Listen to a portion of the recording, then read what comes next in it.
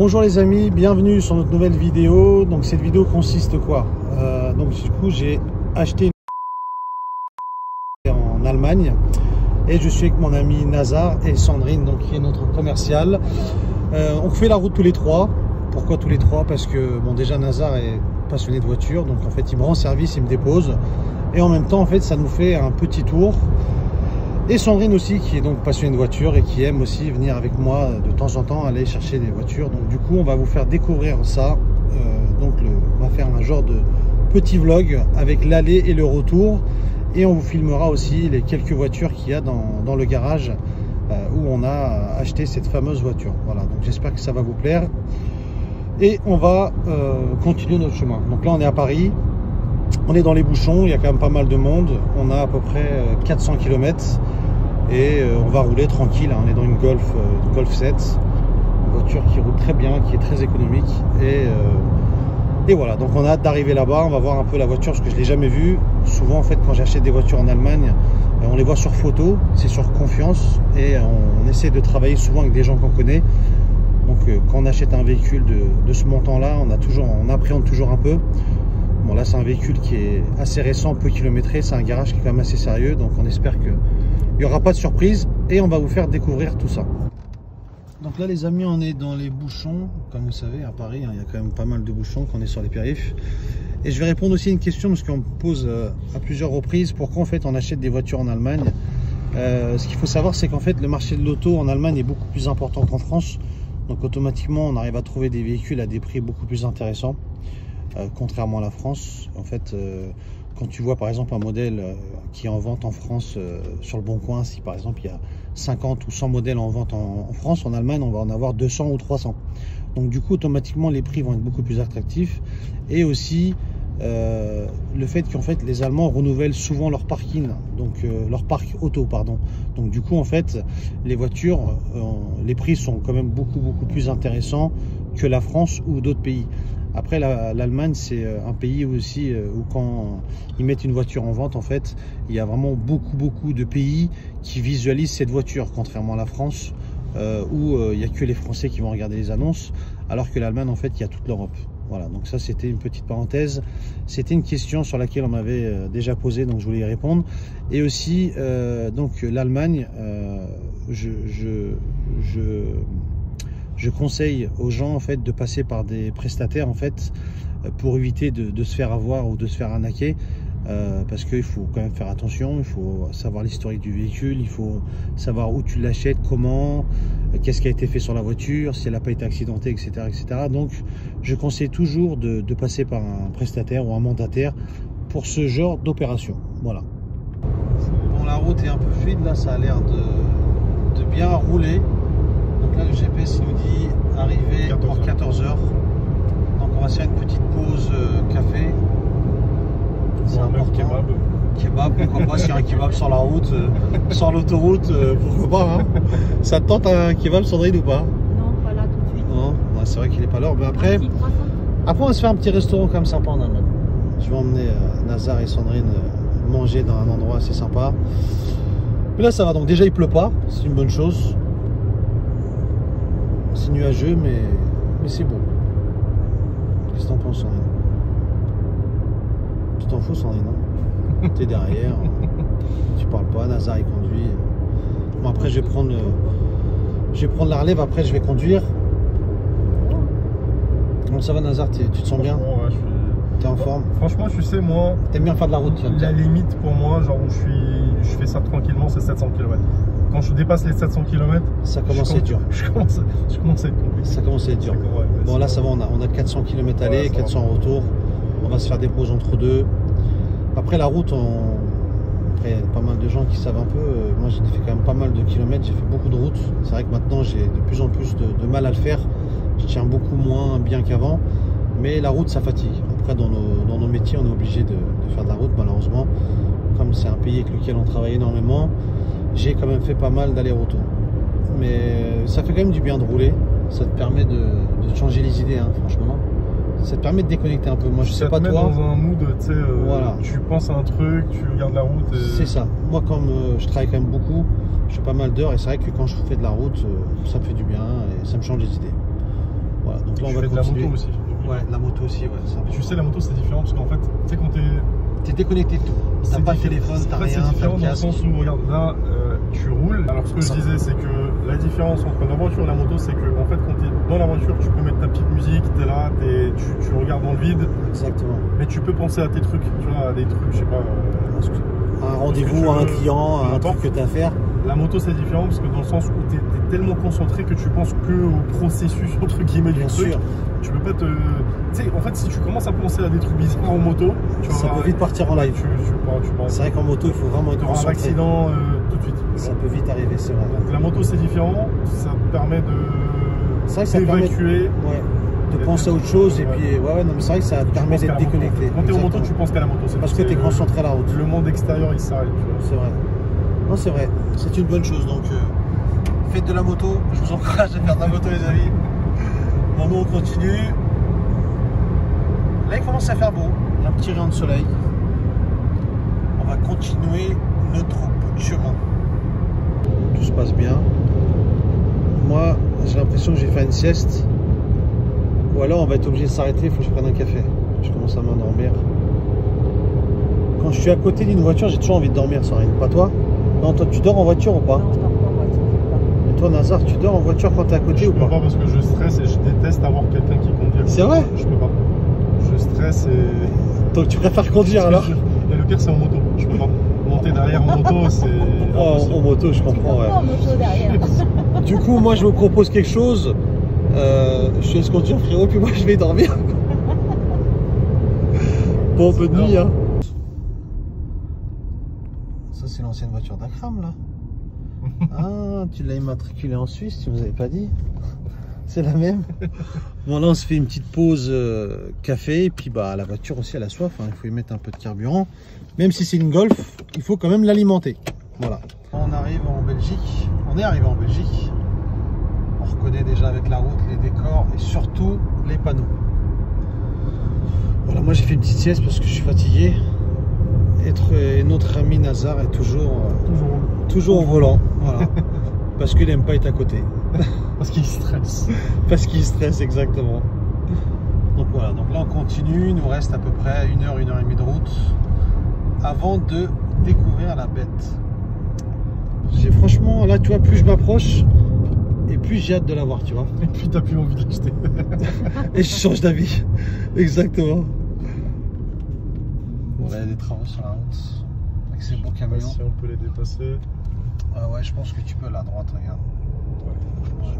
Il faut y aller, il faut y aller. Voilà, donc c'est très joli, hein. C'est vraiment un bel endroit. J'aime beaucoup la forêt, je sais pas si vous aimez. Je trouve que c'est reposant, non? Ah, je kiffe. C'est détendant. C'est vrai, c'est détendant. Voilà, on voit qu'on est en Belgique. Fais attention à toi, derrière là. Bah des gens reconnaissent ce que tu disais des routes. Hein. Les routes, le paysage et les plaques d'immatriculation. Ça c'est un détail. Et les flèches là en fait. En fait, il y a toujours des flèches quand il faut se rabattre en Belgique. Donc je vous fais découvrir cette belle vue que je vois dans mon téléphone. Je trouve que c'est très joli. Et on a aussi le Luxembourg qui est pas loin. Hein. Donc Luxembourg, Hollande. Donc on croise quand même pas mal de plaques luxembourgeois et des Hollandais. Voilà, donc tout se passe bien pour le moment. Et quand je viens en Belgique, à chaque fois il pleut. Et là aujourd'hui il pleut pas, mais c'est nuageux. Je sais pas pourquoi, mais au-dessus de ce pays, je sais pas ce qu'il y a, mais au niveau du climat il y a un problème. Je sais pas si vous avez déjà remarqué vous. Tu passes souvent tu passes souvent non, franchement rarement. Toi tu restes souvent en France, Nazar? France, Allemagne, France et Allemagne, ouais. Par contre, la qualité des routes, il y a quand même des trucs, tu vois, des nids de poules. Alors en Belgique c'est vraiment au niveau route, ouais. C'est pas top. C'est vrai. Mais bon. Après sur l'autoroute c'est éclairé, c'est ça qui est bien quand tu es sur les autoroutes en Belgique. Là en l'occurrence on n'est pas sur les autoroutes, on est dans les petites routes nationales. Et c'est vrai que c'est désagréable, pourquoi? Parce qu'il y a pas mal de trous. Et aussi bah en fait tu peux pas rouler vite, tu es limité, il y a beaucoup de virages. Et du coup bah pour faire 100 km on va mettre quasiment 2 heures. Voilà. Donc je sais pas pourquoi le GPS nous a fait passer par là, on n'avait pas le choix malheureusement. Bah, du coup on va suivre, on va regarder un peu s'il n'y a pas une autre route, si on peut pas dévier en passant plus sur des axes principaux. Donc on va regarder ça. J'ai l'impression que cette route va jamais finir. C'est incroyable. Tu vois, en fait, c'est là que tu vois la différence entre des routes nationales ou des routes nationaux. Des routes nationales. Vous m'excuserez, je parle pas bien la France. et les autoroutes, en fait, 100 km sur autoroute et 100 km en national, c'est vrai qu'il y a quand même une différence. Et c'est beaucoup de petites routes comme ça, tu vois, de campagne. Mais bon, ça avance, on approche. En fait, j'ai de plus en plus hâte de voir la voiture. C'est marrant, hein, quand ça approche près du but, comme on dit, c'est là que on appréhende. Voilà. Les derniers kilomètres sont les plus durs. C'est ça, sont les plus durs, sont les plus longs. Hein, Sandrine? T'as des papillons dans le ventre ou quoi? Non, non, non, une voiture, ça me donne pas cet effet-là encore, tu vois. Sauf la GTR. Ah, quand même. Non, ça reste qu'une voiture. C'est un plaisir, c'est une passion, mais ça reste qu'une voiture. Mais ça fait plaisir. Voilà. Donc, dans normalement 40 minutes, on est arrivé à destination. Et là, on passe à côté de belles petites maisons. Donc, c'est bien, au moment où on découvre, on visite l'architecture des maisons. Tu as vu, c'est différent de la France.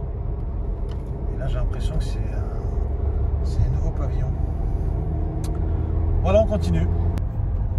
Bon, là, on est arrivé en Allemagne. Ça y est. Il nous reste 20 km. Comment vous vous sentez, les amis? Est-ce que vous allez bien?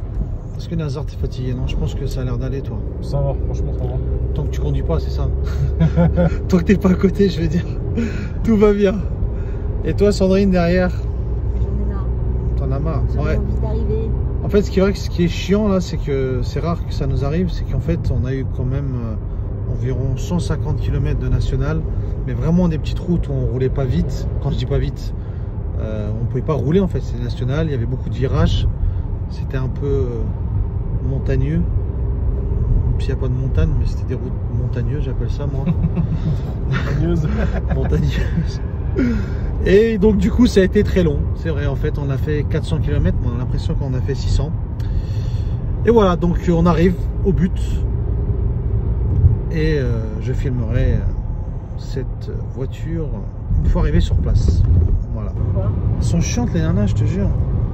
Tu mets une musique, oui, hein. non mais j'aime pas, non mais ça, non mais si. Oh là là, le travail, qu'est-ce qu'on est déçus.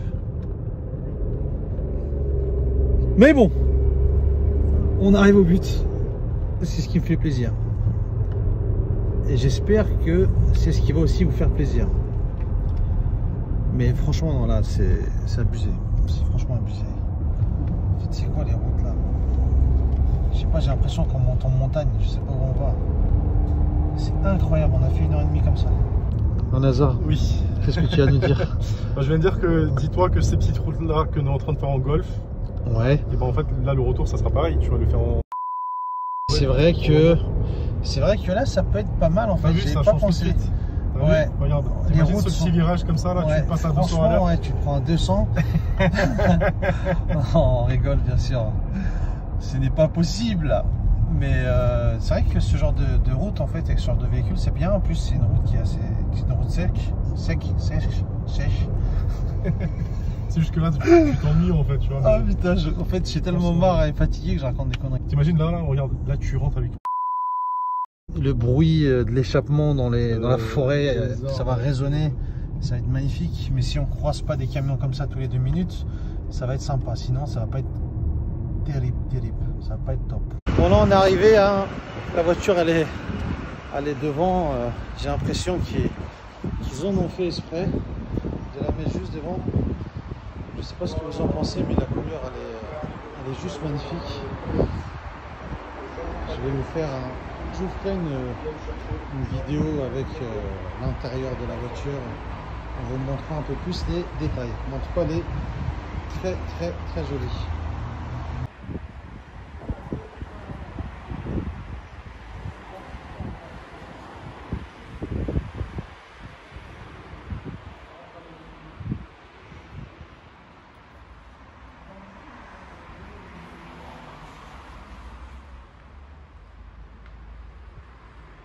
Donc là, regardez les amis, une expérience que je viens de vivre. Donc c'est des choses qui nous arrivent rarement. En fait, la face avant de la voiture est quand même bien abîmée. Donc, du coup, je suis en train de voir avec eux, je vais peut-être annuler la voiture ou qu'ils me remboursent une bonne partie des frais parce qu'en fait, on ne le voit pas bien en vidéo, mais la face avant, elle a morflé. En fait, elle avait beaucoup d'éclats de cailloux, il y a pas mal d'éclats de cailloux dessus. Donc du coup, je suis un peu déçu. Il m'avait dit que la voiture elle était parfaite, en état irréprochable, et là, en fait, c'est pas du tout le cas. Donc du coup, on est en train de négocier, voir si je prends la voiture ou si je rentre avec ma Golf, notre fameuse Golf. Donc du coup, voilà, on est en attente là. Ils sont en train de voir ce qu'ils vont faire. Donc Nazar, qu'est-ce qu'on pense toi? Toi, moi, psychopathe que je suis, bon, c'est trop. C'est abusé. Moi, je suis déçu. Là, je suis Maintenant, vraiment déçu. Tu sais le problème. Je vais t'expliquer. Je vais même te raconter un cas Ouais. que j'ai eu il y a quoi, 2-3 semaines. Ouais. Je suis parti repeindre une voiture, pas entièrement, mais j'avais quelques petites bricoles à faire sur une voiture. Et en fait, le mec, il m'a fait de la merde. Mais genre vraiment pitoyable. Pourtant, c'était un garage assez connu, rénommé, etc. Ouais. Je vais pas citer son nom, je m'en fous. Ouais, on n'est pas là à ça. C'est pas pour ça. Mais le pire, c'est que le mec, quand je lui montrais les défauts, tu sais ce qu'il me disait? Ouais. Attention, c'est un mec de 45-50 ans. Ouais. Il me regardait comme ça dans les yeux, il me dit, je vois rien. Ouais. Et moi, quand je voyais ça, j'avais envie de le gifler. Je me dis, mais tu te fous de ma gueule. Et en fait, c'est pas sérieux. il y a certains vendeurs, ça arrive en Allemagne, partout. Hein, c'est que en fait, le mec, il va regarder la voiture abîmée. Pour lui, c'est normal. Il va dire, déjà, dans un premier temps, la première phase, il va faire genre la technique d'autruche, je vois rien, non, mais. Bien sûr. Genre, en fait, il va te faire passer pour un psychopathe. Voilà. Genre, c'est toi le psychopathe. Il va dire que, ouais, écoute, c'est bizarre, c'est normal, je vois rien. Et ben en fait, au moment où tu vas lui prouver que c'est lui l'enculé dans l'histoire, ouais, non, mais c'est et ben en fait là il va te dire ouais mais non mais t'es trop compliqué, t'es trop un psychopathe. Écoute, le fait que la voiture elle ait un avant défoncé, c'est une normalité. C'est une normalité. En fait, ce qui se passe souvent, pas une normalité. Souvent, ce qui se passe, c'est qu'en fait, les gens, quand tu les appelles, tu leur dis voilà, la voiture elle est comment? Pour eux, elle est propre. Et on leur dit s'il y a des défauts, dites-nous, montrez les photos, dites-nous ce qu'il y a comme défaut. Et en fait, ils disent qu'il n'y a rien. Et quand tu viens sur place, ils disent non, mais c'est normal, la voiture, elle a roulé. Mais ok, la voiture, elle a roulé, c'est une chose. Mais nous, on veut savoir s'il y a des défauts. C'est de nous le dire. Parce que s'il y a un feu, une jante ou quelque chose qui est touché, peut-être que je ne vais pas l'acheter, la voiture. Moi, j'ai envie d'une voiture propre. Il y a des voitures qui ont 20-30 000 km qui sont nickel. Là, en l'occurrence, c'est une voiture qui a 11 000 km, mais la face avant, elle est défoncée. Donc, c'est vraiment décevant. Et malheureusement, en fait, les gens, ils ne te disent pas la vérité. Donc, c'est des choses qui peuvent se passer quand tu achètes une voiture à distance. C'est des choses qu'il faut vraiment faire attention. Donc là, en fait, on s'est fait avoir. Hein. Là, je me suis fait avoir. Non, là, je me suis fait avoir. Non, c'est une expérience. Ça m'arrive rarement, mais ça nous arrive. Non, franchement, Mehmet, faut pas prendre ça comme je me suis fait avoir. C'est une expérience. Non, je plaisante quand je dis ça. Mais c'est décevant. C'est une expérience. C'est décevant. Et le mec, pour lui, c'est normal, oui, mais c'est une voiture plate, ok. Mais Coco, dis-nous-le avant. Dis-nous-le. Je lui dis, voilà, la voiture, la face avant, elle a fait ça, elle a ci, elle a ça. Et comme ça, en fonction de ça, moi, après, c'est à moi de voir si je veux acheter un véhicule avec une face avant qui est éclatée. Donc, quand j'ai éclaté, c'est les graviers, parce que c'est une voiture qui est basse. Donc, c'est-à-dire que l'ancien propriétaire, il devait couler les voitures sur autoroute et c'est des choses qui arrivent. Et là, en l'occurrence, c'est le cas. Voilà, les amis. Donc, c'est des choses qui peuvent arriver quand on achète une voiture à distance. À faire attention. Juste un petit truc à rajouter dans la vidéo. En voyant tout ce que tu vois là, est-ce que maintenant tu comprends pourquoi toi, ton activité, elle a été développée bien sûr, comme il faut? Bien sûr. Parce que toi, tu fais ça différemment. Voilà. Parce que toi, tu vends pas de la merde. Tout à fait. Voilà. Ça, c'est vrai que c'est important. Bon, on vend des voitures qui ont des fois des petits défauts. Ça arrive. C'est des voitures qui ont 50 000, 60 000. Un véhicule qui a 11 000, on ne peut pas se permettre. Ça peut arriver qu'on vende un véhicule, on n'a pas vu. On s'est dit, tiens, il y a un truc, le client, il l'a vu. Le client nous appelle, nous ramène la voiture, on fait les travaux. On ne peut pas vendre un véhicule d'occasion neuf, ça c'est pas possible, ça je tiens à le dire parce que des fois il y a des gens qui achètent des véhicules, ils veulent zéro défaut. Mais quand tu achètes un véhicule à 200 ou 250 000 ou 100 000 balles qui a 10 ou 5 000 km, pour moi ça doit être irréprochable. Donc finalement, j'ai pris la voiture, on a réussi à refaire une petite remise dessus. Il y a Sandrine qui est en train de faire une remise avec. C'est vrai qu'elle est assez sympa, elle a vraiment un beau bruit. Donc du coup, je l'ai prise quand même. Ils m'ont refait un prix. Déjà, c'est une voiture que j'avais très bien négociée. Ma collègue avait très bien négocié pour moi. Du coup, on s'est mis d'accord sur un prix. Et du coup, il y aura la face avant qui va être refaite cet hiver. Parce que comme je suis assez maniaque, j'aime bien quand tout est clean, quand tout est nickel. Du coup, il y aura la face avant qui va être repeinte. Avec ce genre de véhicule, en fait, c'est que les gens font pas attention. C'est assez bas, c'est plat. Et dès l'instant où tu suis une voiture ou un camion sur autoroute, tu prends des éclats de cailloux. Donc ça a été le cas en l'occurrence pour ce modèle. Voilà, donc les amis, là maintenant on va prendre la route. et on va filmer un peu sur la route.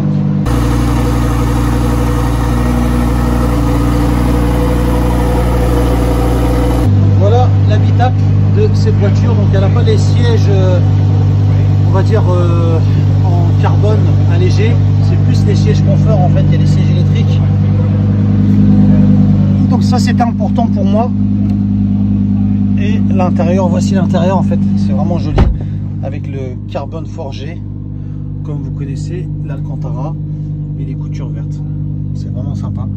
On est quand même bien assis dedans. On va voir un peu ce que ça va donner sur la route. On va filmer un peu sur le retour. Et c'est vrai que ça, c'est génial quand tu as un Strada Sport. Et quand tu mets en Corsa, en fait, la voiture, l'échappement, tu as les valves qui s'ouvrent, tu as la boîte, tu as le régime moteur qui monte, plus dans les tours. Donc c'est assez sympa. Je pense qu'on va s'amuser sur la route. Les amis, on s'est arrêté manger. On va manger un petit kebab. Hein. Je pense que vous en pensez. Quand on voit la brochette de kebab, là, ça donne envie. Hein. Ouais, donc voilà, on est arrêté. On a trouvé un petit kebab, un petit restaurant turkish. On va manger puis on va prendre la route. Voilà, donc à la base je vais repartir sans voiture, mais on a quand même réussi à trouver un terrain d'entente pour repartir avec cette voiture. Donc vous avez vu, c'est quand même un métier, c'est vraiment pas évident d'acheter un véhicule en Allemagne. C'est beaucoup de contraintes, c'est beaucoup de travail, c'est beaucoup de choses à vérifier avant. Donc c'est pour ça que je vous conseille de passer par des professionnels qui sont vraiment pros, adaptés et qui savent vraiment ce qu'ils font pour faire ce genre d'opération. Bon les amis, on est sur la route du retour. Encore une fois des travaux, il y a quand même beaucoup de travaux en Allemagne, il faut le savoir. C'est un pays où il y a toujours, en fait c'est toujours en travaux, il y a toujours des chantiers. Donc là c'est ma collègue qui est en train de rouler, elle se fait plaisir, moi je suis à côté. Et il y a la Polizei, on va voir ce que ça va donner. Je vais couper le téléphone, ils ont coupé la route. Ok, donc on tourne à gauche. Il y a une déviation et encore une deuxième déviation. Et là le GPS est en train de calculer. Donc en plus de ça, il n'y a pas de réseau. Donc en gros, on ne sait pas où on va, on ne sait pas à quelle heure on va rentrer. Donc c'est les aléas de ce genre les aléas, pardon, excusez-moi, de ce genre d'aventure. Voilà, donc quand on part chercher un véhicule, on ne sait jamais ce qui va se passer. On sait quand on part, on ne sait pas quand on rentre. Voilà, c'est exactement ça. Les aléas. Les aléas. Voilà. Là, je l'ai bien dit. Donc voilà, donc on ne sait pas quand on va rentrer. Et on continue notre chemin.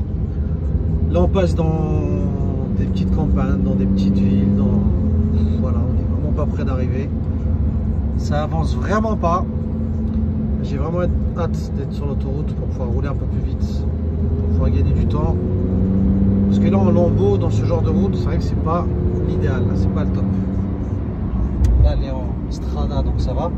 En fait sur ce genre de véhicule, quand tu es en Strada, tu peux écouter la radio. Sinon, quand tu es en Sport ou Corsa, en fait, tu peux pas écouter la radio. Donc du coup, c'est la raison pour laquelle... C'est le moteur, la radio. Voilà, c'est ça. C'est la raison pour laquelle on est en mode Strada. Maman Seigneur. Et dans quoi il nous a ramené là? Ben non, ça avance pas, franchement c'est galère. Le GPS il arrête pas de charger, il tourne, ça capte pas. Qu'est-ce que c'est chiant. Nazar il est derrière dans la Golf. C'est lui qui est bien en fait. C'est lui qui a tout compris, nous on n'a rien compris. Non, moi je suis bien. Ouais, t'as de la chance. Mais c'est beau, c'est beau, c'est beau. C'est très beau.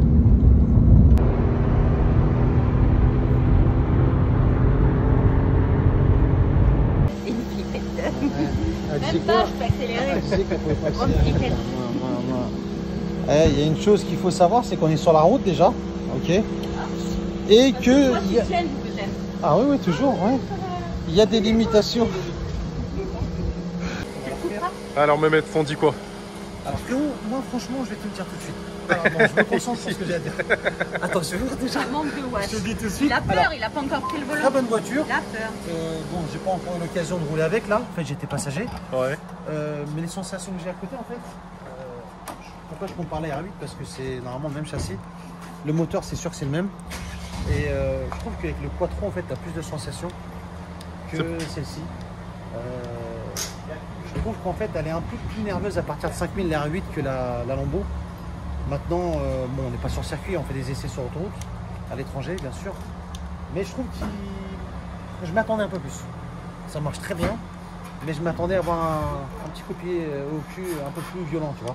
Ok, et comparé à la GTR, ça avance pas. Ça avance pas. C'est un petit mazout. Ça c'est un petit mazout. C'est ça le délire, c'est que au début, quand tu essaies pas sur des voitures, quand tu montes là-dedans, tu te dis ouais, c'est ouf, c'est ce que tu veux. Mais dès l'instant que tu prends gros et tu descends plus petit, alors que ça reste pas petit, ça reste quand même gros. Ouais. Mais en fait, tu te dis ça se traîne, tu vois. Et le problème, c'est humain en fait. C'est que dès que tu t'habitues à quelque chose de plus puissant, dès que tu prends moins puissant alors que c'est puissant, bah t'as l'impression que ça avance pas, quoi. Mais ça reste bon. Mais c'est bon. C'est bon. Mais l'essence marche pas. Attends. Il a dit ça quoi, marche pas le truc. Passer la carte de fidélité, non. Ah, il fallait que je fasse ça. Voilà. On n'a pas de carte fidélité de chez Total. Qu'est-ce qu'il fait? Il veut. Toujours sur le retour. Donc du coup, je devais prendre le volant, mais j'ai laissé ma place à Nazar en fait pour qu'il essaye un peu, parce que Nazar aussi aime beaucoup les voitures. Et juste après lui, je vais la prendre en main pour voir un peu ce que ça donne.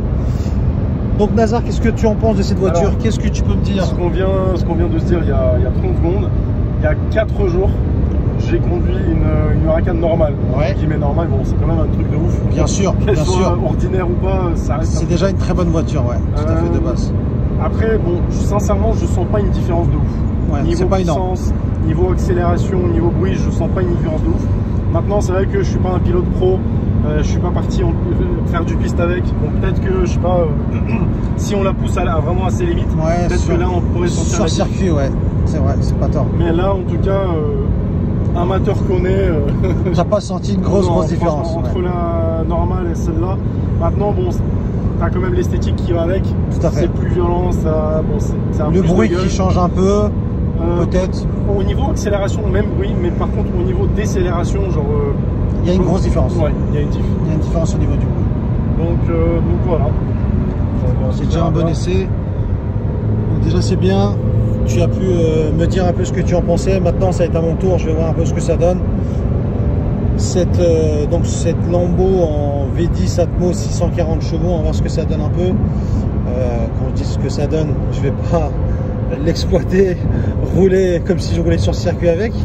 Mais faire une petite accélération, deuxième, troisième, accélérer un peu pour voir ce que ça donne, voir un peu le volant, le comportement, la voiture, comment elle se comporte, le freinage aussi, c'est quand même intéressant sur des voitures de ce genre en fait, c'est quand même intéressant de voir un peu comment la voiture elle a été étudiée, comment elle a été faite, comment la voiture se comporte. Voilà, donc on va essayer de filmer ça avant qu'il fasse nuit.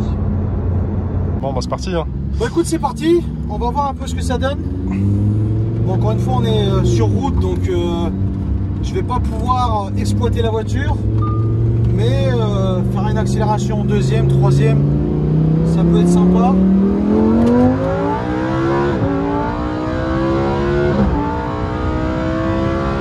Putain de sa race. Ah tu m'as fait flipper toi. Le bruit est vraiment sympa.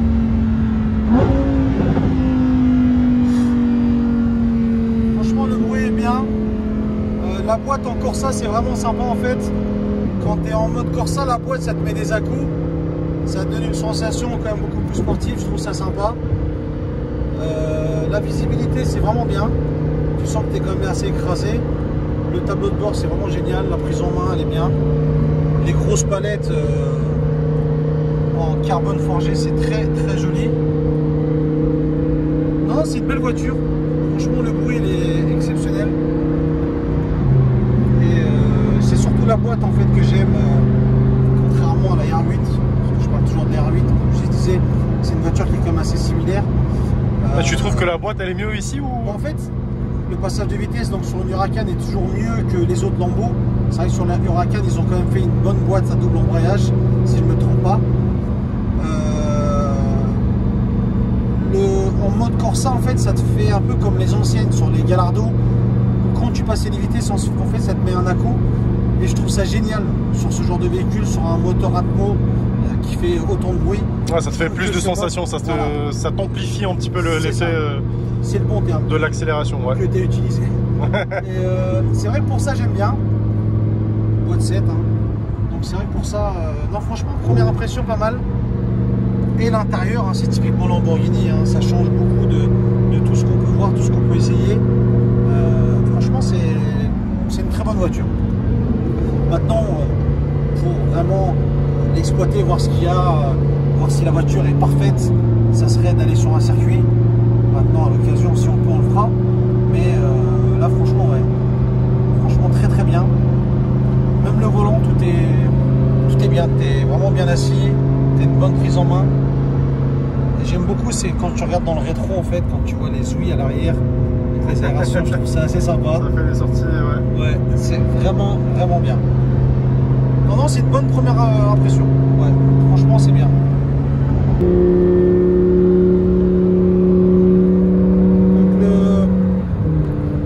Le V10, franchement, c'est exceptionnel. En mode Corsa, en fait, tu peux pas mettre la radio.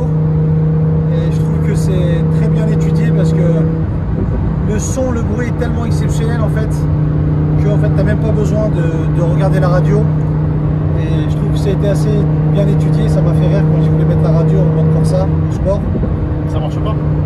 Non, en fait, tu peux pas. Il dit qu'en mode Corsa, ça marche pas. C'est en mode Strada, tu vois. Et ça m'a fait rire. Et donc, on a le V10 qui est juste derrière avec ce son italien qui est travaillé. C'est vraiment une pure caisse. C'est vraiment une très bonne voiture.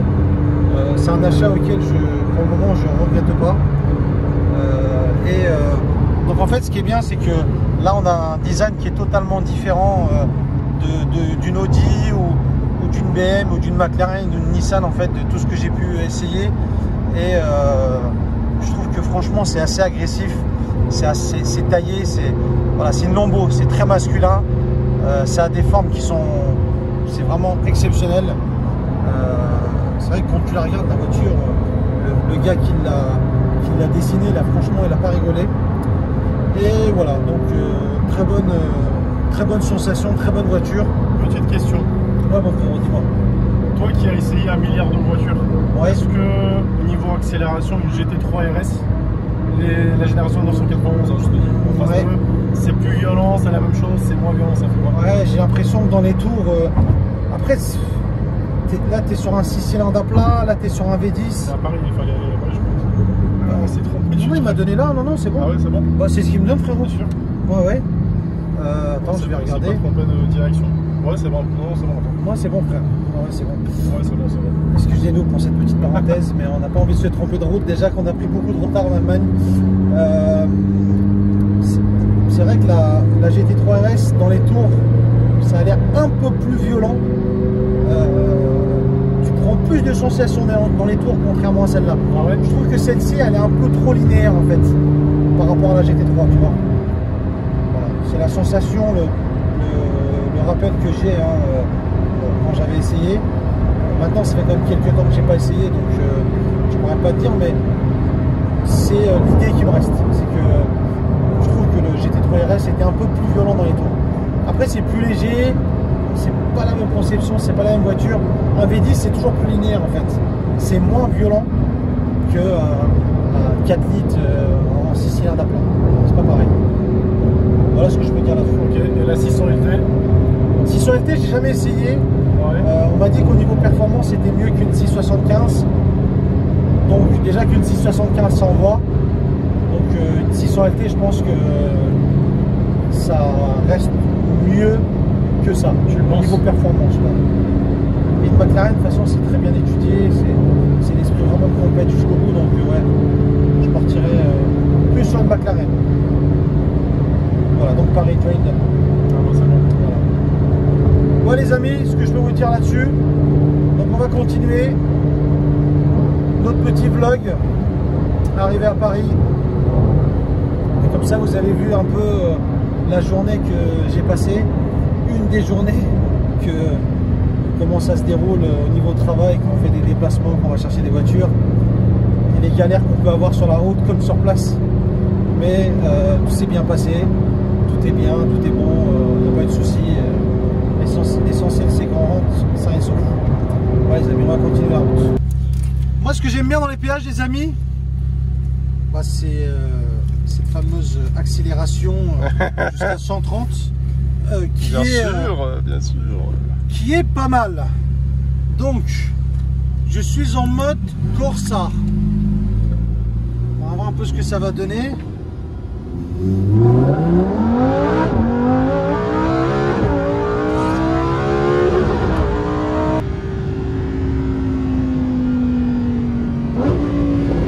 Ça me donne le sourire, c'est que c'est bon. Franchement, c'est très bien. C'est très bien, c'est violent, c'est... Ouais, il y a quelque chose. La boîte, en fait, je reviens toujours à la boîte, j'adore la boîte, tu vois. C'est du La boîte sérieux, est exceptionnelle. Non, le bruit dans les tours, c'est génial, tu vois.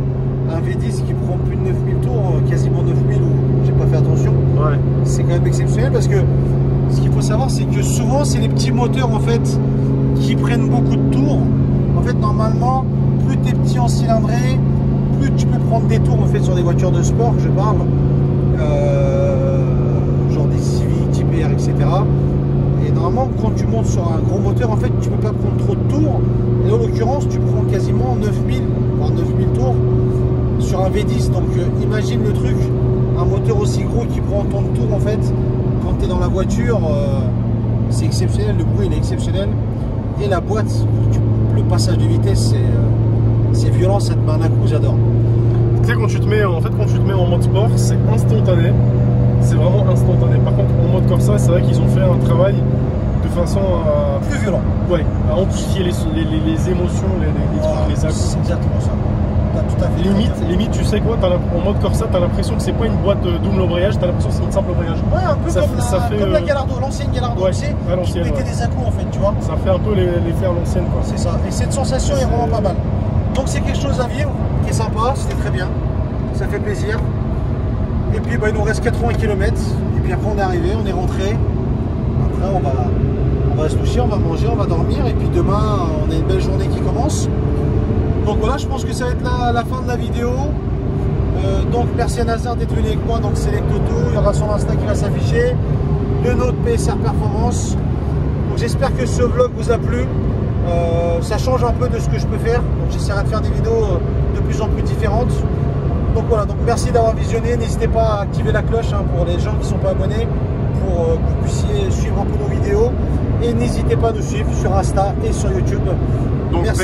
PSR Performance sur Insta, PSR Performance, Select Auto Pro pour les vides sur Insta. teintés. Donc je pense qu'il y a pas mal de gens déjà qui le connaissent. Ouais, je pense que bon, je vais pas leur raconter le truc. Tout à fait. Donc n'hésitez pas à les regarder, n'hésitez pas à les visionner, regardez un peu ce qu'on fait, et puis bah si ça vous plaît, n'hésitez pas à liker. Bon les amis, à une prochaine, et merci encore d'avoir visionné cette vidéo.